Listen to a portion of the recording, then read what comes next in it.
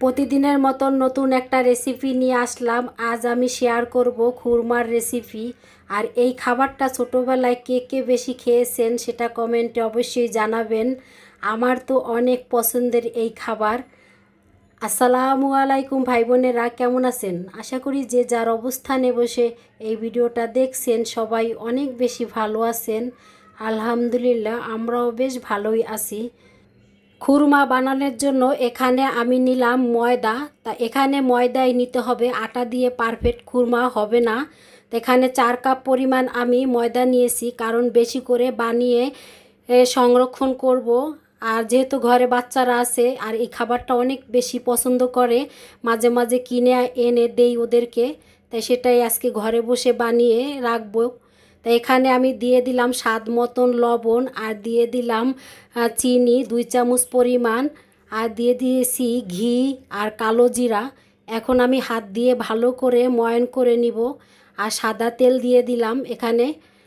তা ময়নটা যদি পারফেক্ট হয় তাহলে খুরমাটা কিন্তু দীর্ঘ সময় মুচমুচে থাকবে। তাই এখানে ভালো করে ময়ন করা হয়ে গেছে। এখন আমি অল্প অল্প করে পানি দিচ্ছি আর ময়দাটাকে আমি মতে নিচ্ছি। তা একেবারে বেশি করে পানি দেওয়া যাবে না, সেক্ষেত্রে দেখা যায় নরম হয়ে যেতে পারে। আর নরম হয়ে গেলে তখন দেখা যায় খুরমাটা পারফেক্ট হবে না। এজন্য অল্প অল্প করে মতে এভাবে পানি দিতে হবে। তাই তো দেখতেই পাচ্ছেন ডোটা কিন্তু অনেকটাই শক্ত। আর এই শক্ত অবস্থায় আমি এখন ঢাকনা দিয়ে এটা আধা ঘন্টার জন্য রেস্টে রেখে দিব। তা আধা ঘন্টা পরে আমি ফিরে আসলাম। দেখতেই পাচ্ছেন ডোটা কিন্তু অনেকটাই সফট হয়ে গেছে। তো এখন আমি 2-1 মিনিটের মতন এভাবে ভালো করে মতে নিব। তা ভিডিওর এই পর্যায়ে যে সকল ভাই বোনেরা ভিডিওটা দেখছেন এখন পর্যন্ত একটা লাইক দেন নাই, প্লিজ ভাই বোনেরা একটা লাইক দিয়ে আশা করি ফুল ভিডিওটি ওয়াচ করবেন। আর আজকের রেসিপিটি যদি আপনাদের কাছে ভালো লাগে তাহলে আমার এই ছোট্ট চ্যানেলের পাশে একজন মিষ্টি সদস্য হয়ে থেকে যেতে পারেন। তাই তো দেখতে পাচ্ছেন আমি এখানে লিচি কেটে নিচ্ছি একটু বড় বড় করে, কারণ রুটিটাকে বড় করে বেলতে হবে, এজন্য লিচিটাকে আমি বড় করে কেটে নিয়েছি। তা আমি একটা বেলে দেখাচ্ছি। তা এখানে আমি দিয়ে দিলাম কর্নফ্লাওয়ার। তা আপনারা এখানে ময়দা দিয়েও করতে পারেন। তা আমি কর্নফ্লাওয়ার দিয়েই এটাকে বেলে নিব। আর কর্নফ্লাওয়ার দেওয়ার পরে কিন্তু অনেকটাই শক্ত হয়ে যায়, বেলে নিতে অনেকটাই কষ্ট হয়। আর আটা দিলে বা অথবা ময়দা দিলে কিন্তু এরকমটা হয় না। তবে কর্নফ্লাওয়ার দিয়ে বেলাটাই ভালো, সেক্ষেত্রে কিন্তু খুরমাটা দীর্ঘ সময় মুচমুচে থাকবে।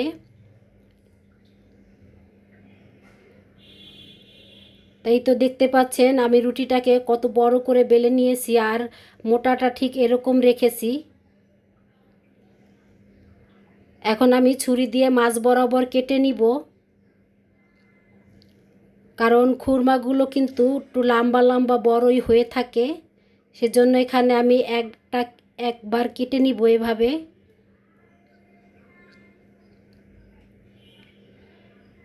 যারা কখনো বাসায় খুরমা বানিয়ে খান নাই তারা একবার হলো এভাবে বানিয়ে খেয়ে দেখবেন। দেখবেন দোকানের খুরমার থেকেও অনেক বেশি মুচমুচে হয় আর খেতে অনেক বেশি মজা লাগে। তা আমি এই সাইড থেকে একটু কেটে ফেলাচ্ছি, এতে করে শেপটা খুব সুন্দর আসবে। তা এভাবে আমি 4 ও 7 থেকে আমি কেটে নিয়েছি। তা এখন আমি খুরমার সাইজগুলো এভাবে করে কেটে নিব।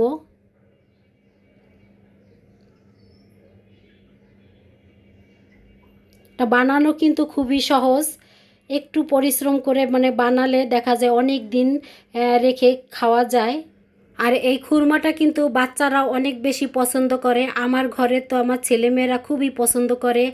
আর কে কে এই খুরমাটা ছোটোবেলায় কিনে খেয়েছেন, যেমন ওয়াজ মাহফিলে, তারপরে মেলায়। আমি তো সব সময় মেলা ওয়াজ মাহফিলে গ্রামে যখন হতো তখন আর কিছু কিনতাম না, কিনতাম এই খুরমা কিনে অবশ্যই খেতাম। আমার কাছে এই খুরমাটা খেতে অনেক ভালো লাগে। তাই এই তো আমি এইভাবে আমি কেটে নিয়েছি, তাই এইভাবে আমি সবগুলো কেটে নিয়েছি। এখন আমি এক এক করে সব ভেজে নিব। তাই অফ ক্যামেরায় আমি এখানে দিয়ে দিলাম সয়াবিন তেল। তাই এখানে পর্যাপ্ত পরিমাণ সয়াবিন তেল দিয়েছি, পরিমাণে একটু তেলটা বেশি দিতে হবে। তা এখন আমি নেড়ে চেড়ে খুরমাটাকে ভেজে নিব। যখন খুব সুন্দর একটা কালার আসবে তখন আমি খুরমাগুলোকে উঠায় নিব। তাই তো খুব সুন্দর একটা কালার হয়েছে, এখন আমি উঠায় নিব।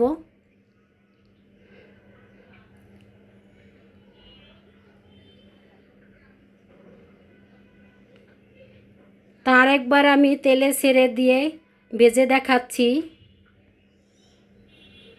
তা এভাবে একটা একটা করে দিলে দেখা যায় খুরমাটা বেঁকা হয়ে পড়বে না, সোজা থাকবে। আর যদি সবগুলো একবারে ঢেলে দেওয়া হয় সেক্ষেত্রে দেখা যায় তেরা বেঁকা হয়ে যায়, আর আমার কাছে তেরা বেঁকাটা ভালো লাগে না, এই জন্য আমি একটা একটা করে তেলে ছেড়ে দিয়েছি। তাই এভাবে আমি সব খুরমাগুলো অফ ক্যামেরায় ভেজে নিয়েছি।